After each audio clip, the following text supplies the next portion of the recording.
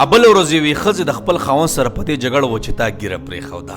ګورې واورې ښه یو خبره درته کومه، زموږ د ټولو دا ایمان دی چې نبي علیه صلات وسلام په پوره انسانیت کې د ټولو نه بهترین انسان دی. دا زموږ ایمان دی. صحیح ده. ټول انبیا علیه صلات وسلام هم مقام کې د نبی اسلام چهره مبارکه د ټولو انسانانو نه حسینه وه. دا خو موږ منو که نه.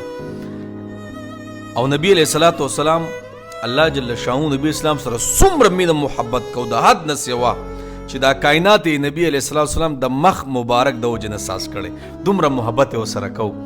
د نبی اسلام په مخ مبارک باندې ګیره وه. الله اکبر کبیره. نو په کائنات د ټولو نه حسین مخ باندې ګیره الله. بیا الله چې د کم انسان سره د حد نه سوا محبت کوي، نو آیا کو چرته دا عمل ښایسته نه ښکارېدو، نو دا خپل د محبوب انسان په مخ مبارک باندې به دا ګیره پرېښې وې. تاسو راته ووایئ د دې نه څه معلومیږي چې ګیره دا د سړي څه دی؟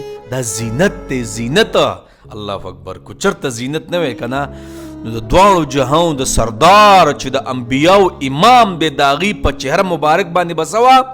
دا ګیره نه وه. الله اکبر. نو هغه ښځې که نه چې د ګیرې نه څه کوي؟ نفرت کوي. تاسو لعنتي لعنتي، تاسو جهنمی یاد ساتئ. ګورئ ځکه نعوذ بالله چې ستاسو د نبی علیه السلام په چهره هم اعتراض دی. ولې دا سنت خو د هغه دي، دا موږ چې دا پریښي نو ولې دا زموږ خپل سنت دي یا موږ خپل ایجاد کړی؟ نه، دا موږ ته د محمد رسول الله صلی الله علیه وسلم څه دی؟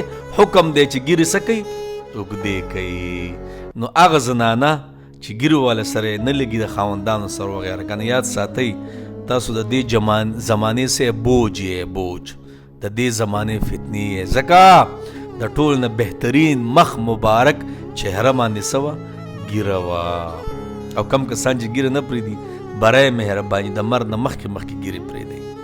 ځکه چې کله د مرګ نه پس انسان پروت وي که نه او جامه دې کړی، بیا تاسو وینئ ډېر کسان مې داسې ولیدل چې ګیرې ولې پرېښودې، ګیره دې ولې پرېښودې یار ماشاءالله. یاره جي بس یو کس مې لیدلی و مړ شوی او چې ورلمه دا چهره یې ډېره شنه شوې وه، ډېره. بس د هغې د وجې نه مې ګیره پرېښوده. نو ګیره څه ده؟ ګیره نور دی. نور